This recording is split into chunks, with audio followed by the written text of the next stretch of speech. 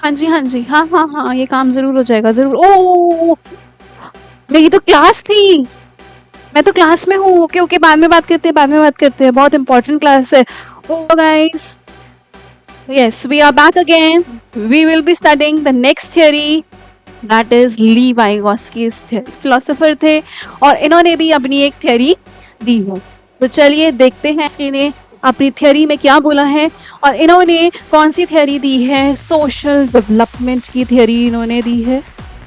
ठीक है, इन्होंने सोशल डेवलपमेंट के बारे में सारी चीजें बताई हैं कि कैसे कैसे एक बच्चे का सोशल डेवलपमेंट होता है और कौन कौन सी स्टेजेस पे या कैसे कैसे धीरे धीरे होता है। आइए हम देखते हैं। तो ली वाइगोस्की की एक तो सोशल थ्योरी है, सोशल डेवलपमेंट की थ्योरी है।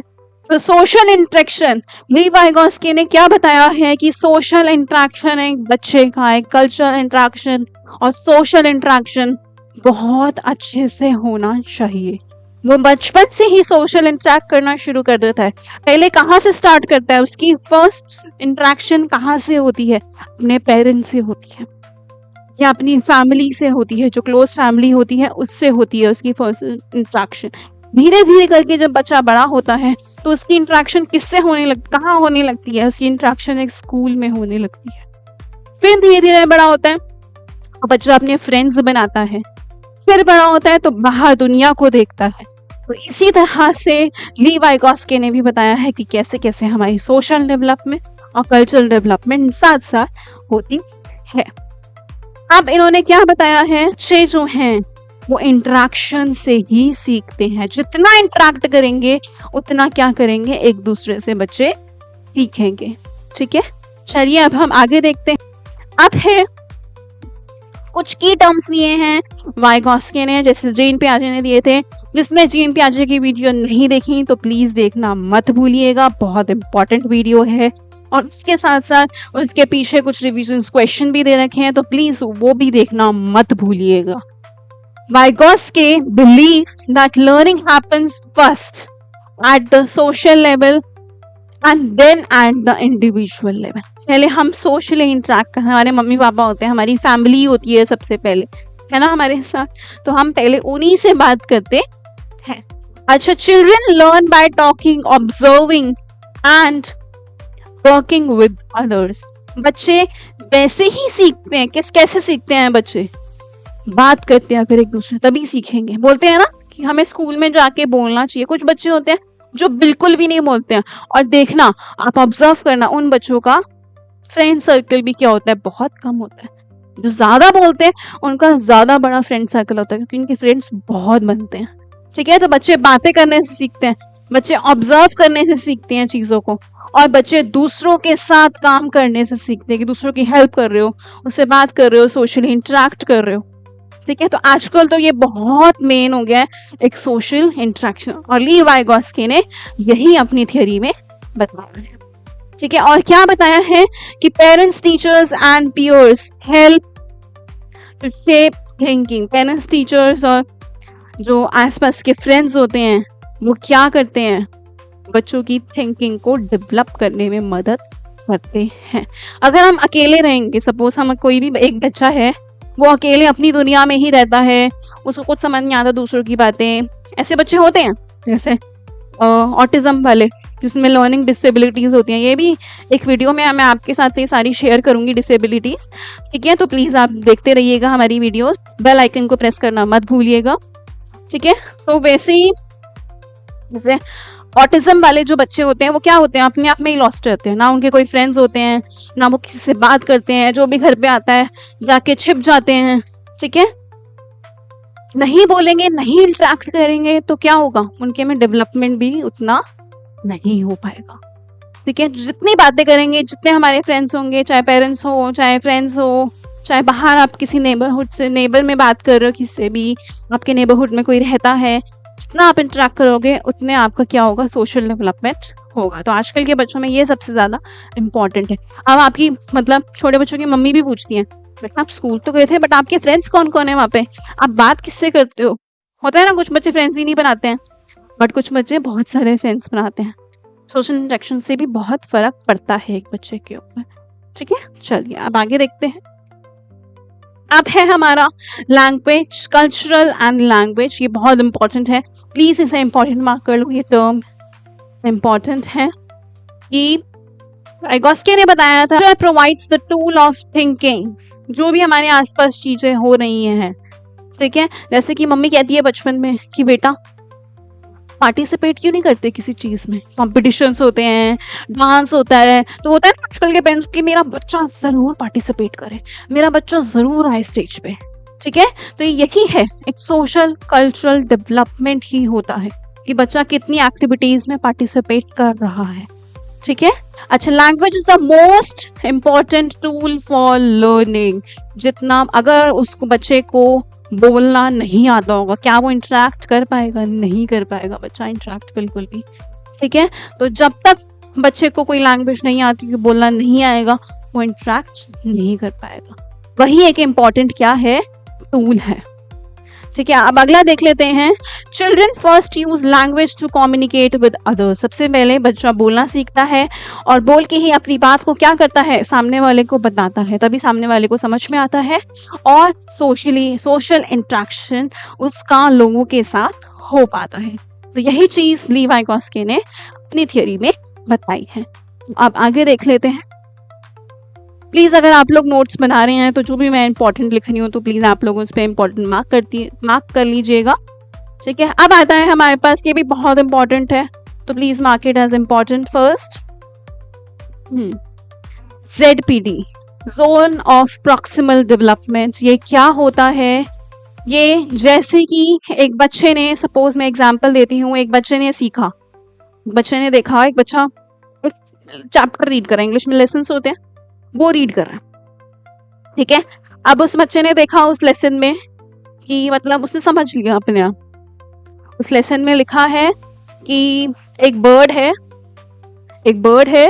वो बर्ड फ्लाई करके कहीं कहीं पे गई है, ठीक है। अलग अलग प्लेसेस पे क्या किया है उस बर्ड ने, वो अलग अलग प्लेसेस पे गई है। जैसे सर्दियां आ गई, ठीक है, तो वो बर्ड किसी और प्लेस पे चली गई, गर्मियां आ गई तो किसी और प्लेस पे जाके रहने लगी, ठीक है। तो ये एक स्टोरी में दे रखा था, बच्चे ने पढ़ा और बच्चे ने उसे समझ लिया, ठीक है। अब बट बच्चे को ये तो समझ में आया ही नहीं उस स्टोरी में कि ये प्रोसेस क्या होता है। ये एक माइग्रेशन का प्रोसेस है कि बर्ड ये एक जगह से दूसरी जगह क्यों जा रही है, क्योंकि वेदर चेंज हो रहा है। इसी को हम क्या कहते हैं, ये चीज तो बच्चे को पता ही नहीं है। तो ये चीज कौन फिल करेगा उस बच्चे का गैप?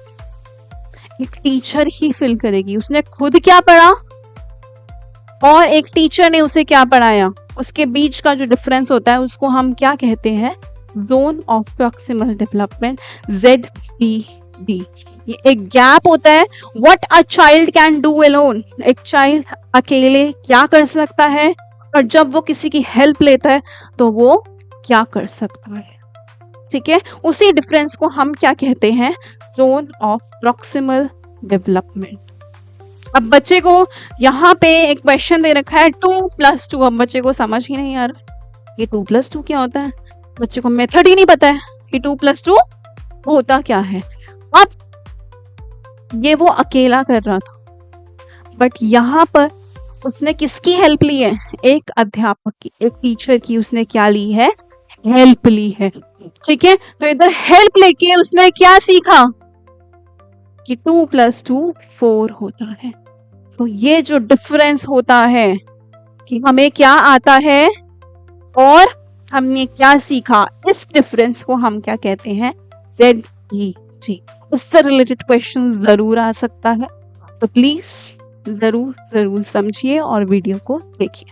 तो आगे चलते हैं, आगे भी हमारी बहुत इंपॉर्टेंट टर्म है और वो इसी से रिलेटेड टर्म है। हम आती है हमारी स्कैफोल्डिंग। ये भी बहुत इंपॉर्टेंट है, प्लीज इसे पहले इंपॉर्टेंट मार्क कर लो।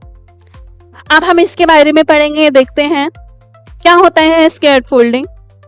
सपोर्ट गिवन बाय टीचर और adult to help a child, ठीक है। जो सपोर्ट एक मतलब बेसिकली स्कैफोल्डिंग मींस जो टीचर हेल्प कर रही है उसको हम क्या कहते हैं, स्कैफोल्डिंग। जो टीचर सपोर्ट करने को हम क्या कहते हैं, स्कैफोल्डिंग, ठीक है। लाइक ये देखो, एक टीचर ने समझाया बच्चे को, टीचर ने क्या किया, बच्चे को समझाया कि 2 + 2 क्या होता है, 4 होता है। तो बच्चा समझ के ही आगे बढ़ा, उसने नेक्स्ट क्वेश्चन को क्या किया, सॉल्व किया। और ये सॉल्व किसकी हेल्प से, उसने नेक्स्ट क्वेश्चन को सॉल्व कैसे किया, क्योंकि उसे पहले क्या किया गया था, पढ़ाया गया था, किसी टीचर ने उसकी हेल्प करी गई थी। तो गाइडेंस को हम बेसिकली क्या कहते हैं, स्कैफोल्डिंग। क्या, अच्छा, support is gradually remove as the child becomes independent. Support अपने आप ही हट जाती है। यहाँ पे टीचर ने सिखाया, बट यहाँ पर टीचर ने नहीं सिखाया। क्यों? क्योंकि उसको समझ में आ गया। ठीक है, तो एक सपोर्ट देने वाला एक टीचर होता है। ठीक है, एक गाइडर होता है जो हमें गाइड करता है चीजों को। ठीक है, तो गाइडेंस बेसिकली इज स्कैफोल्डिंग। ठीक है, जैसे एग्जाम्पल टीचर क्या देता है, हिंट्स देता है कि कैसे तुम्हें सॉल्व करना है। ठीक है, देता है ना उसे हिंट, या आंसर, क्वेश्चन में आंसर बता देता है टीचर उसको हिंट देके। ठीक है, कि ये आंसर हो सकता है, ऐसे ही बताते हैं ना कि टीचर्स। जैसे एग्जाम में हम बच्चे कुछ पूछते हैं कि मैम ये क्या लिखा है, मैम कहती है बेटा एग्जाम चल रहा है, मैं आंसर बताऊंगी तुम्हें। ठीक है, तो मैम क्या करती है, मैम को हिंट देना पड़ता है उस बच्चे को, है ना। हम आंसर्स तो बता नहीं सकते एग्जाम में। आप भी अगर टीचर बनोगे तो आपसे भी पूछेंगे बच्चे कि मैम ये क्या लिखा है, हमें क्या करना है इसमें, आंसर ही बता दो। देखना आजकल के बच्चे ऐसे ही हैं, वो आंसर ही पूछते हैं। ठीक है, तो आप क्या करोगे, आप उनके साथ एक गाइडर बन जाओगे, एक स्कैफोल्डिंग करोगे। ठीक है, उन्हें हिंट दोगे कि बेटा ये हो सकता है, अब आप देखो कि क्या आंसर होगा इसका। ठीक है, तो एक सपोर्ट देना, एक गाइड करना या गाइडेंस किसी से लेनी बच्चा जब लेता है, उसको हम क्या कहते हैं, स्कैफोल्डिंग। ये बहुत इंपॉर्टेंट है, इससे रिलेटेड भी क्वेश्चंस आते रहते हैं एग्जाम में। तो चलिए आगे बढ़ते हैं।